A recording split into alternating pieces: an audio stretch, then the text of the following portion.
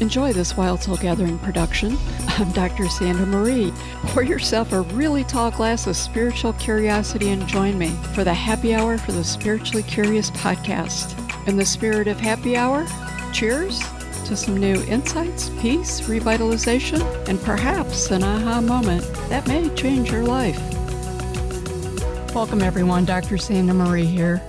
Today we'll be discussing what happens when spiritual insight outpaces emotional and nervous system integration, and why awareness alone doesn't necessarily lead to real change in how we live, relate, or regulate.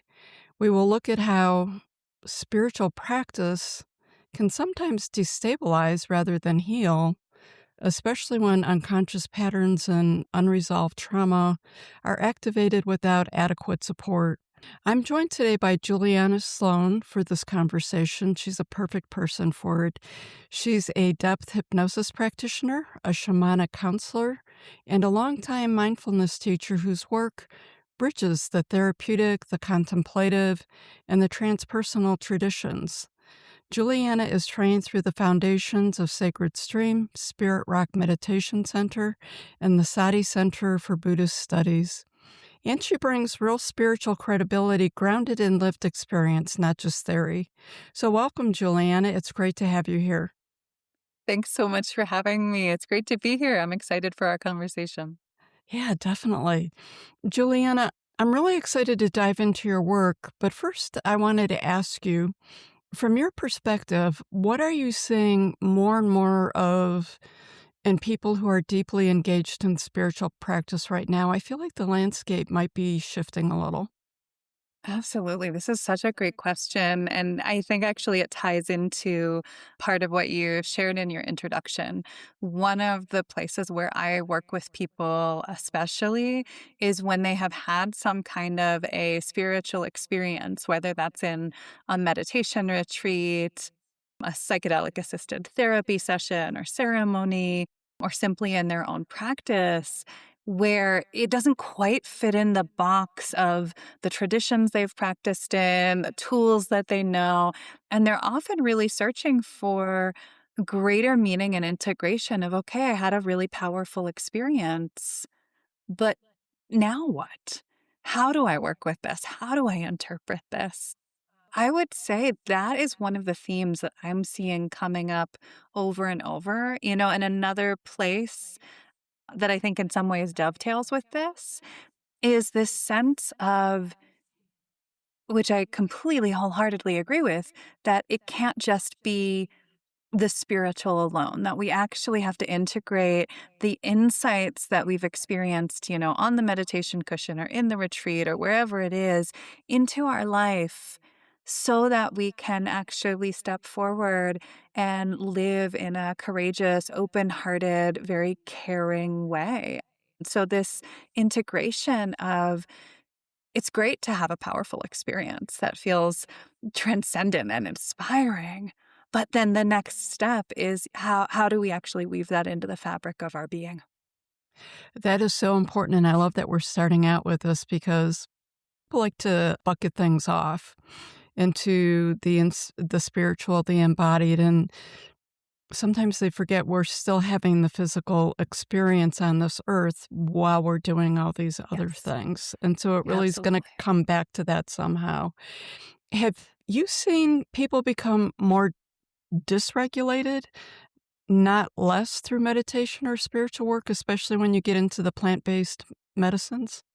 I mean, it certainly can happen. I think, this is one of these places where everybody's different. One thing that I see, whether it's meditation or plant medicine ceremonies or, breath work or whatever, is that if we step into something without the right teachers and support, without a good network of care in our world, without an understanding of what we're doing, sometimes we can kind of overwhelm the system.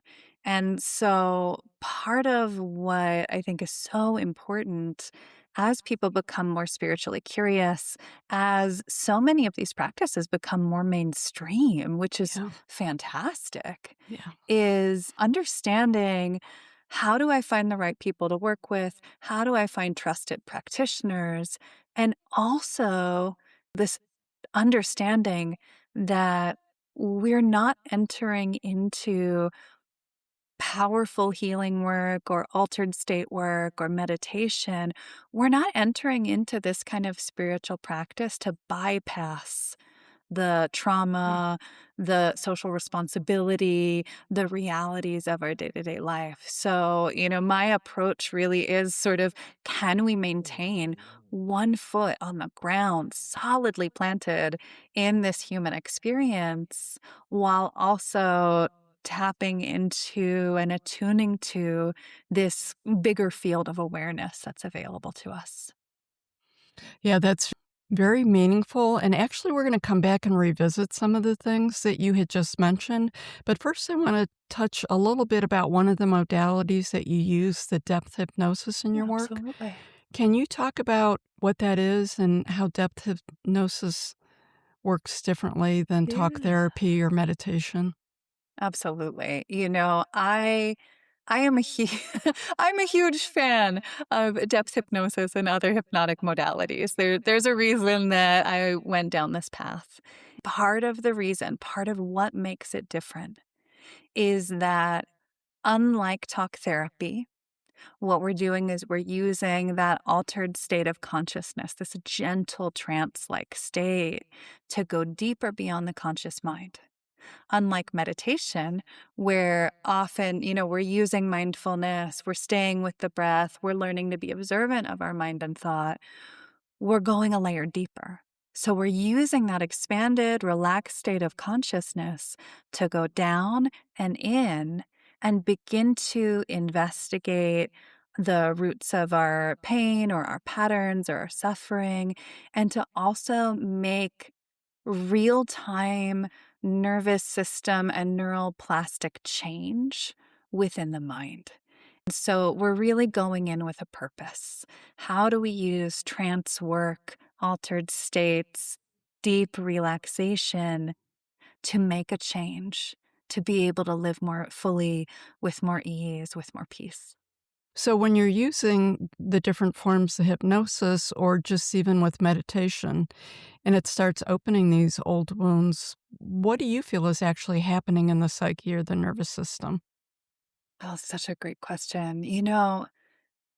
One of the things that I see happening over and over and over is that people are contacting the places within the body, and that may be physical body, that may be energy body, that may be nervous system, where a lot of these stuck patterns, habits, traumas, the things we repeat over and over are kind of lodged. What's beautiful about this is when we do contact it, especially when we contact these places in a way that is regulated and resourced and supported, it shows us that we actually have a lot more power. All of a sudden, we get to play with imagery, with metaphor, with archetype, and we get to see, okay, what does it look like? If I change the way this is showing up in my mind's eye, what does it look like if I bring support and resource to that younger part of myself that feels scared?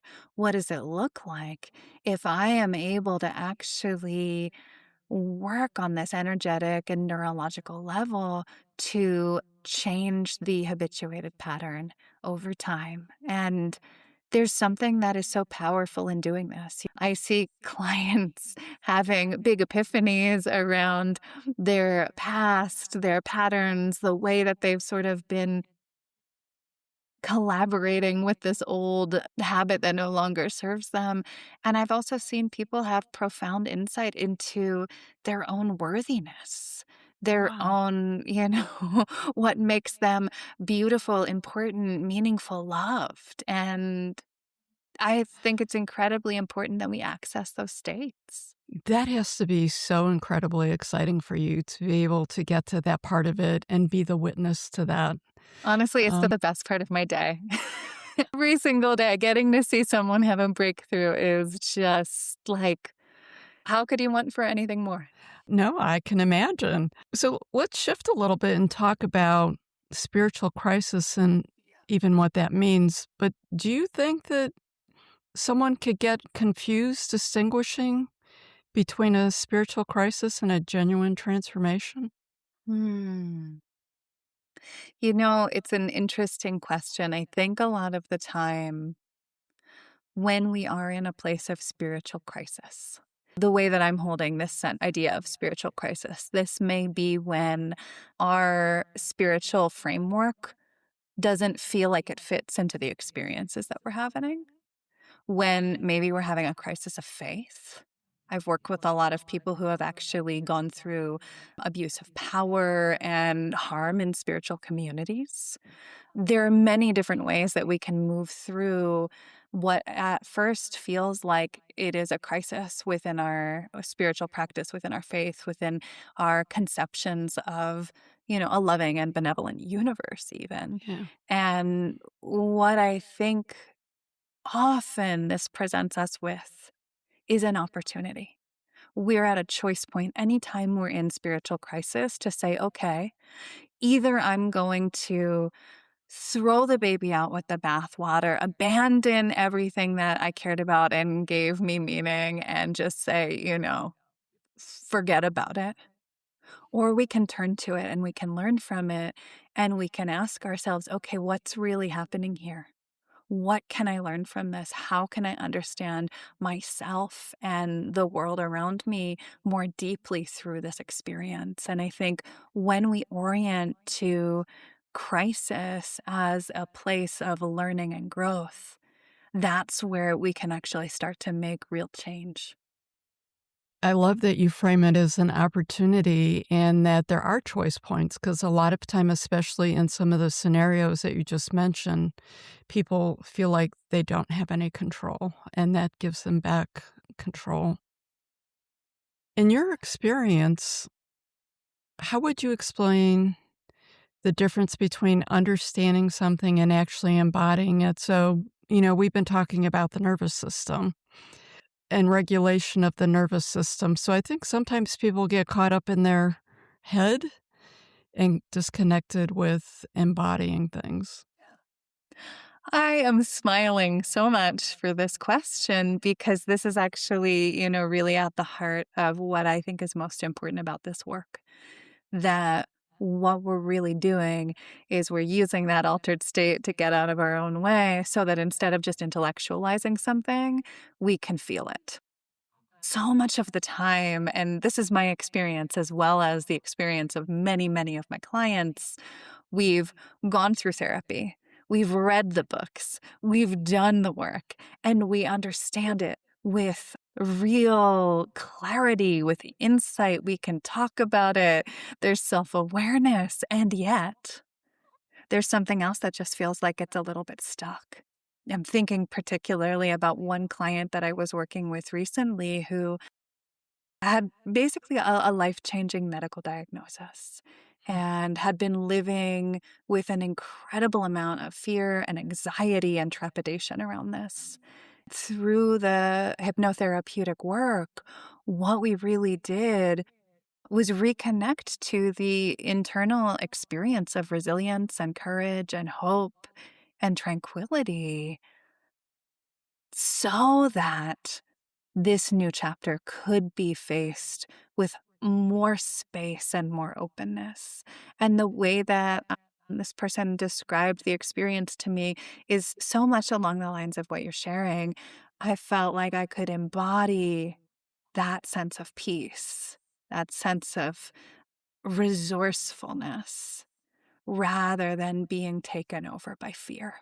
This is really, my wish for all the people that I work with, that we can just take this time to use some of these powerful tools that all of us have the capacity to connect to actually embody a different state of being. And the thing that's fantastic about this is when we do embody hope, possibility, joy, connection, safety, whatever it is, those positive feeling states they are so powerful that in and of themselves, they often have the possibility to sort of topple over some of those old patterns. Do you feel like you've seen significant patterns or patterns that come up that are blocks more than not for people trying to make that leap out of Mm. their head into their body, or just even believing, getting to the belief point? Because belief is such a big player in all of this. Absolutely. One of the things that I actually tell my clients real quick into working together is at some point, probably soon, you are going to ask yourself, am I making all of this up? Because it's so common when we have, these intuitive or visionary or spiritual experiences that are a little bit outside of our ordinary reality that we start to think, oh, well, I must be imagining this. It must be made up. And the beautiful thing and something that I find to be really important actually is the understanding that we are working with the imagination, that we are playing with our innate creative capacity that lives here within our body and mind. Have had some people who come in, very rational, very analytical, really want to know, like, cause and effect and all the, Mhm. logistics here. Part of what we are asked to do in this kind of work is to let go of our intense clinging to, scientific materialism, if you will, and to trust I like that that, within scientific us, materialism. that within us there's more than that there's actually a vastness that may be even beyond words. That's very powerful. I love that scientific materialism. People do get caught up in it. It's really easy. Oh, I absolutely. worked in healthcare, and I think almost because I worked in healthcare, it was easier for me to let go of it because of what I Hmm. witnessed. And as some people might say, come to the other side. I don't know. They both seem to work well together for me. Yeah, I think that Um, they're both so important, and I Absolutely. mean, this is one of the things actually as a Buddhist teacher as well as a hypnotherapist, I find myself weaving in and out of these places a lot because what we do see is the scientific correlation to spiritual states. They put people and meditators into an MRI machine, and they see in scan form the things that the Buddha was teaching 2,600 years ago. The same as goes for hypnosis. We're understanding more and more that things like brain-derived neurotrophic factor is something that is prominent when we're doing psychedelics as well as hypnosis. People know, okay, when you do hypnosis or when you do psychedelics, you're having a powerful experience, something's going on in the brain. But what they're seeing when they actually look at it in this way is that, yeah, we're actually fostering our own biology, our own physiological capacity to work with memory, learning, neuroplasticity, cortisol levels, pretty much all of the things that can support change. So I think in a lot of ways, my hope is that we can bring these two to the table at some point in conversation, that the spiritual and the scientific really aren't actually so disparate, but we also No. need to stop disrespecting the things that we can't quantify or see or name so easily. I totally agree, and I love how you explain it and you put it all out there. I believe that we're getting closer Oh, yeah. to that actually happening. I mean, there are more mainstream conversations. You hear about these types of modalities or this information, just not in the spiritual community, whatever that is sometimes. And medicine is talking about it. So you're right. It's It's exciting to see. it's very exciting. I'm just really excited for medicine to let go of its fiefdom and open its curiosity a little bit more with that. We talked a little bit about this, and I just want to revisit it in a different way because, as we've said, many spiritually aware people have done all the work. They're very committed. They've given themselves permission to open up and change a lot of these things. But yet, folks can still get caught up in the same repeated patterns. Can you talk a little bit about what you think that's related to? Absolutely. And, this is a place where I think that for every person, there are some different layers that might be at play. When I'm working with people on a pattern that keeps repeating and repeating, we may go into the experiences in their early life. We may go through looking at and understanding actually the way that some of these patterns get passed down through lineage lines in the family. So you may be repeating a pattern that your mother, that your grandmother, that your great grandmother repeated, and you may not even be aware of it until you start looking underneath the surface a few layers. At the same time, especially working with hypnosis and with coaching for the unconscious mind, I also work with people on understanding sometimes this is a deep spiritual issue where we need to excavate those layers. We need to get down to the root. We need to do profound and powerful healing right there at the heart of it. And then sometimes there are also aspects of it that it is a habit of the mind. And we have just, neurons that fire together, wire together. And we have created such a strong neural pathway that something needs to shift. And I find, over here on okay, we need to actually work with that kind of rewiring of those neural pathways. I often see that, especially with phobias and with certain types of anxiety, fear of public speaking, things like that. Often we can really do some powerful work just working on that sort of client directed neuroplasticity level. On the other side of things, when we come to relationships, I work with a lot of people who are repeating the same pattern in relationship over and over. They know better, but they keep on choosing that partner that doesn't actually care for them, that isn't actually available. And oftentimes, places like that where there is this very, very deep, emotionally rich pattern, there are layers that need to be excavated. I love how you just didn't generalize it and put things in different areas because it really does become unique to the person. It becomes unique to their lived experience. And as you also said, it's unique to their ancestral lines, which is something that's newer that was never talked about yet has so much influence over everything. But I'm going to ask you a question in general terms. What do you feel generally what integration actually looks like or means in a lived everyday life? Mm, Great question. When I think about what does integration look like, what I really hold it as is the understanding that our healing work will change the way that we show up for ourselves and for other people. We Okay. know we're integrating when we notice real time, sometimes subtle, sometimes very big changes in our behavior, in our reactions, in our ability to meet ourselves and meet the world. Nice. I love that answer. What is your understanding of why insight does not automatically rewire emotional or relational patterns? So you just touched a little bit about that.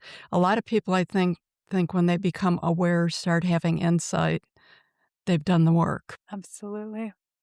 And I think, insight is necessary. I'm literally an insight meditation teacher. It's the name of the tradition. So I place high regard on the experience of insight. Sometimes insight alone is enough and it sort of shakes up our whole world. Sometimes insight is like the key that unlocks the door, but we still have to step through that doorway and find ourselves in another place and learn to navigate a new way. We have to sometimes address not just the awareness and the understanding, but the embodied, the somatic, the energetic, the nervous system level patterns and habits that were the foundation, the bedrock lying underneath the habit that we suddenly have insight around.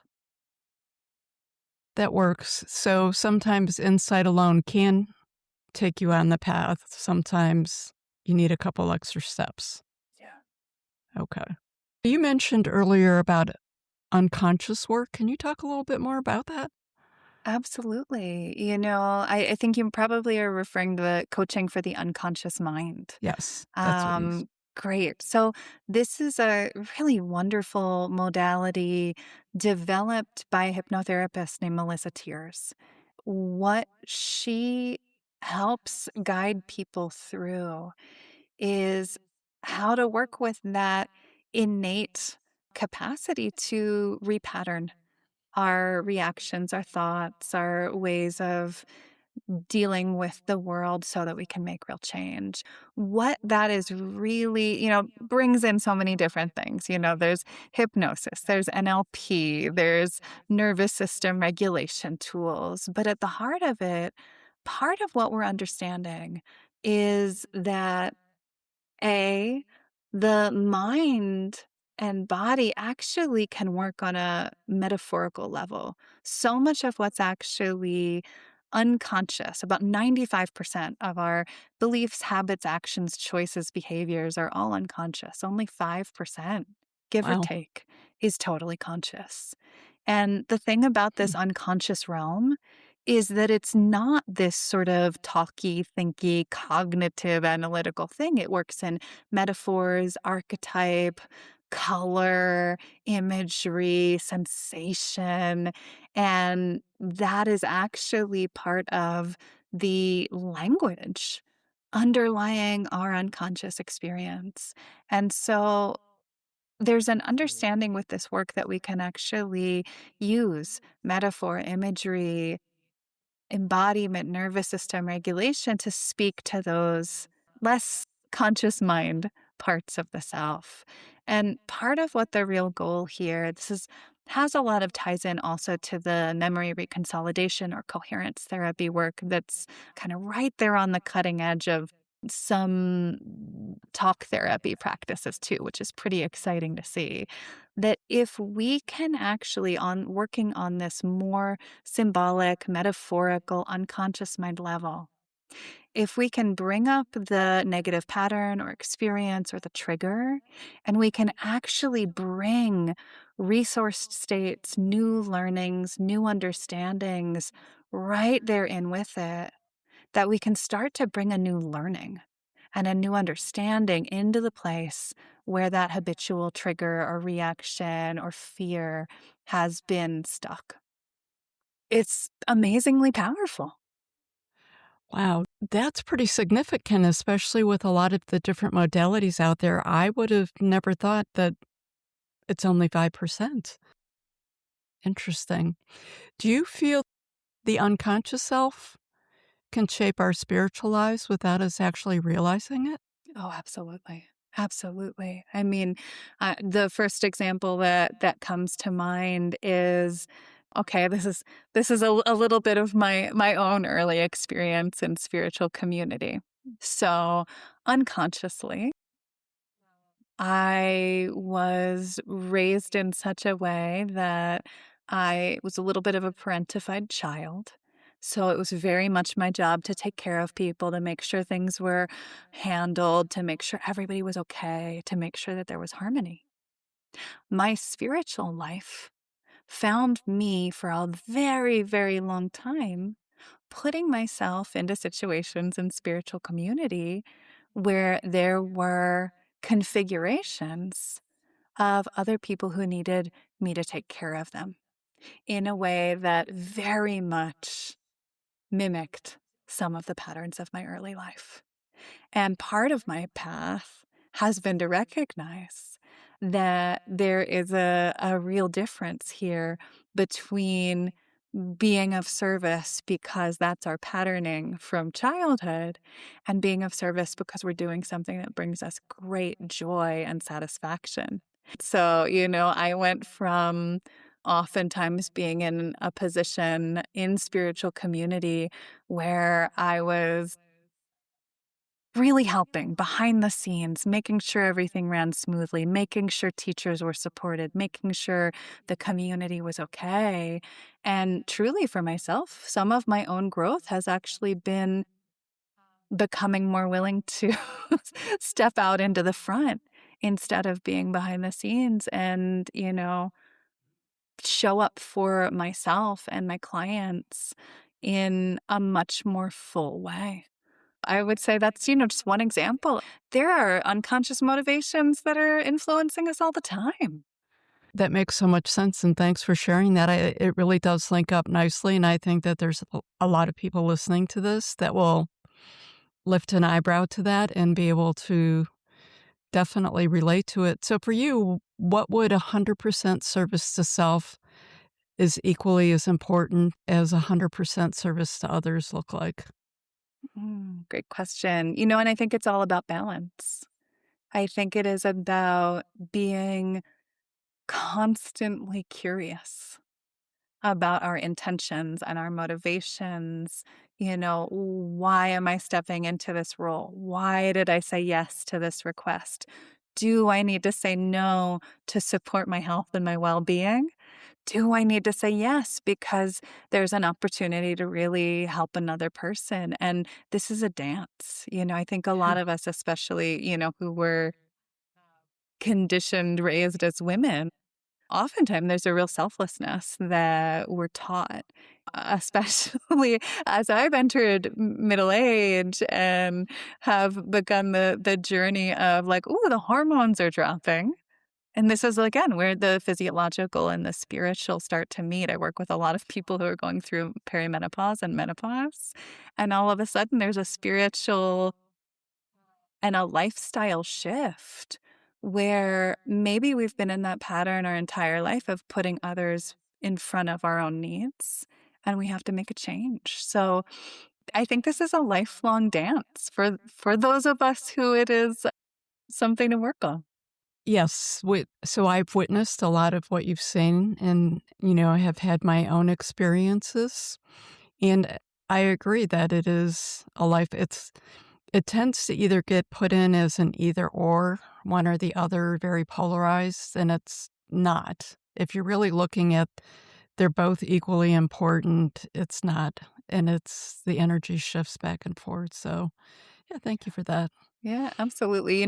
Part of what this is making me think of a lot is when somebody starts to learn to set boundaries, oftentimes it looks like a huge pendulum swing in the other direction. All of a sudden, they're Mm, saying no to everything. So you go from saying yes to everything to no to everything. And we're really trying to find that center. yeah. Very early on in this conversation, as we were just getting started, you had mentioned something about spiritual bypass. Do you think spiritual identity itself can become a defense mechanism? Oh, absolutely. Absolutely. Without a doubt. I think in some ways, actually, part of the path of spiritual maturity is letting go more and more of the identities that we feel attached to. I think we are living Yes. in a time right now, especially.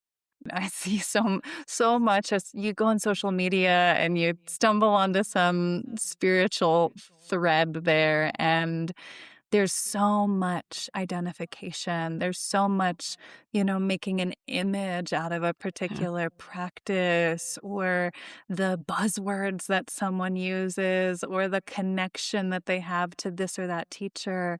And, really, each one of us is being called to get so real Yeah. that even if we think we're a part of the coolest group, or we have the best teachings, or we look so super spiritual, wearing whatever nice outfit we have, or nice scarf, or whatever it is, what matters is what's underneath. What matters is how we live our life. Absolutely, 100%. And I think that we are definitely at a time where letting go is more important than ever. And people are just, shedding identities and beliefs, just even questioning themselves, like, "Why do I believe this?" Those kinds of things, like, I'm actually seeing it more with people very organically, not just, on in those social media platforms, but just in everyday interactions. Sometimes I'm like, "Gosh, when did you shift or when did you change your thinking like that?" And they'll say, like, "I've always been like this," and I'm like, "Oh, well, okay." It's fascinating to me because it's really more thoughtful and it's much more conscious, Yeah. and I think we're gonna be seeing a lot more of it. I find it really beautiful. I'm excited about it. I hope and pray that that will be the case because I think we've landed ourselves in such a turbulent, messy, painful situation as a world, as a country right Mm, now. And so much of that is actually rooted in blind belief. I think about the way exactly. that especially in, 2020, 2021, so much conspiracy theory Mhm. sort of stuff started popping up, and that filtered very much into spiritual spaces as well. And the prayer that I think I am living right now is, may the kind of veil fall from our eyes, and may we just see really clearly and really truthfully what is supportive to the well-being and the easing of suffering of the global community versus what is something that's just rooted in an outdated or confused belief. Yeah. Awareness and clarity are definitely, I think, bigger topics and safer topics for people to approach this with these days, and I do feel like there's more conversation on that. So to shift just a little bit, what's the risk of trying to transcend things that actually need to be felt? Because there's a little bit of both there. Absolutely. I think a lot of places that we can get into trouble in spiritual practices and in healing modalities is that conditioning, which is a cultural conditioning to want to transcend. This is something that most religions that people are raised in, there's this transcendence. You're transcending to heaven. You're Right. transcending to enlightenment. In the time of the Buddha, 2,600 years ago, before Buddhism was established, the wandering ascetics, the spiritual seekers of the time, put themselves through incredible deprivation, essentially starvation, with this Yeah. understanding that if you conquer the body, you could transcend the body. And so, this question here of transcendence versus going kind of down and in, I think is really timely because part of what we are being called to do is, before we transcend anything, we actually have to go deeply into something. We have to go down, we have to go in, we have to experience the depths of it and really know it. At that point, maybe transcendence isn't even the right terminology anymore. Ooh, that's gonna be interesting. I'll be pondering that one tonight. That's an interesting statement because we don't know. So much is changing, and so much of what we thought we knew, or just even how everything interrelates and works, seems to have different shifting at this particular point in time, which is exciting and beautiful, but also like, huh, what is the new insights or experiences going to be that come to us with all of this? With all of your work, what are some recommendations that you would give on as you're working with your consciousness? You don't want to lose your grounding because grounding's really important. You have thoughts on being able to keep a balance with that?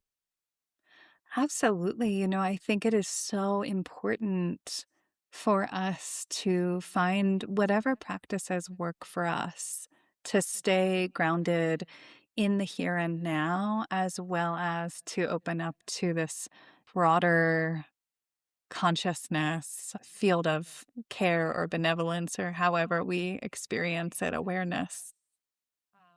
Some of the things I would really offer as the most basic suggestions is to have a real honest reckoning with yourself of, do I tend to be the kind of person who really just wants to spend all my time in that sort of elevated, open, spiritual place?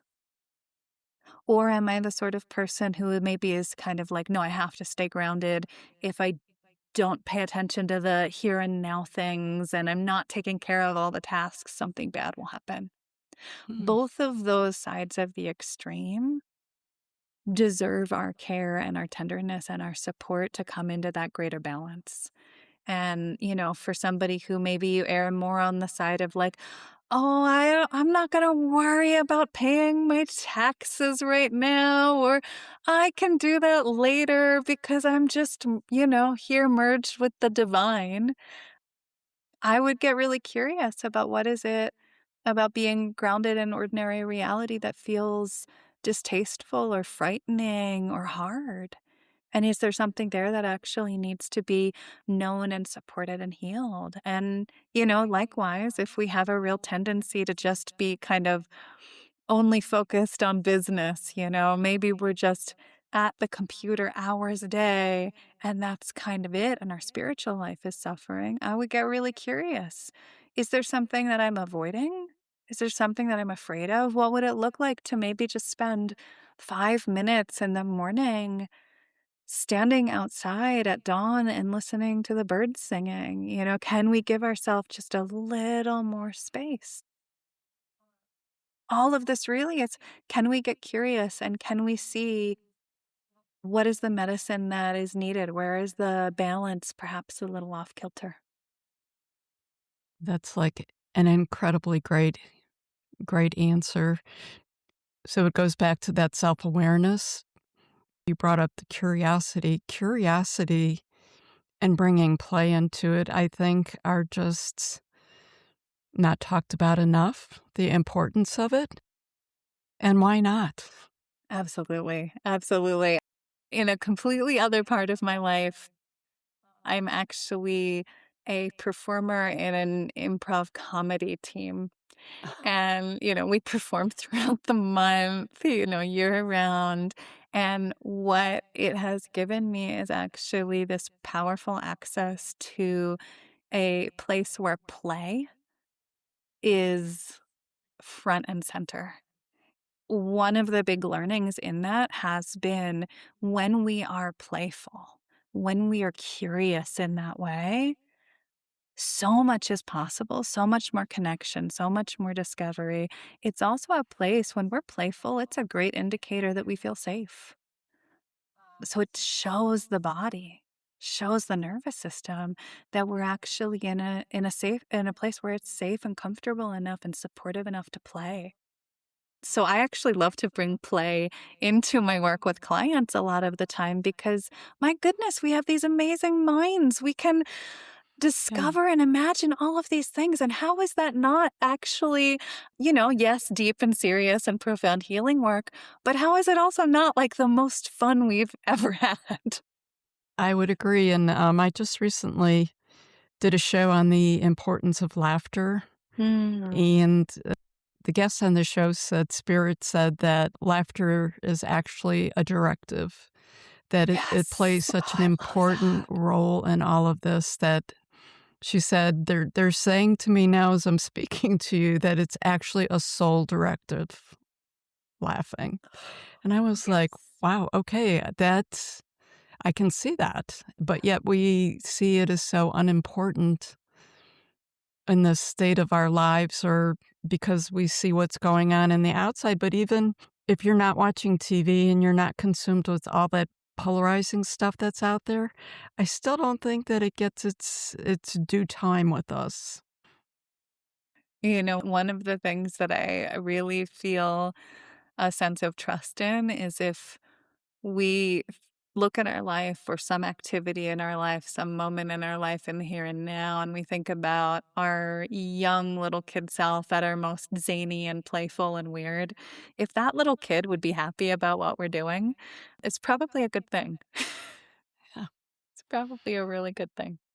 I agree. You mentioned spiritual maturity a little bit ago. Yeah. What do you think? How would you say spiritual maturity looks in daily life, or is that another thing where it's really unique to the person? I think that spiritual maturity really the biggest indicators of are we in a place where we are on that path towards spiritual maturity? Because just like our growth in our life, we can never stop growing. If we are aware that there is always room to grow, to learn, to heal, to explore, that's often a really good sign of spiritual maturity. The places that actually concern me is when I meet somebody and they're like, oh, no, I've done all my healing work. I don't really feel like I have anything to work on. Ah, Um, because to me, that's an indicator that we've stopped being curious about our own practice. that makes sense. That was words of wisdom. And with my curiosity, I'm just curious, what does it look like when someone's really ready for deeper unconscious work versus what you just said? I'm all done with this. I've done all my work. Life is good. I'm moving on. I think anyone who feels a genuine pull to deeper change is probably ready for doing some work with the unconscious mind. It is something, there are young people who are at the very beginning of their journey, even into adulthood, that I work with, as well as elders who are in the final months and years of their life. And the readiness really is when you know that you need a little bit of extra support, and you know there's just something deeper there that wants to be known and supported. That's a really good indicator that it might be time to check it out. Oh, thank you for that. Juliana, for the listeners who want to learn more about you and your work, which is there's a whole breadth of different modalities and work that you have, how would they connect and what does that look like? Yeah, the best thing to do is to log on to my website. It's julianasloane.com. And a couple ways to connect. One is for one-on-one work, hypnotherapy, coaching. There's a little button that people can just push to schedule a 30-minute introductory call.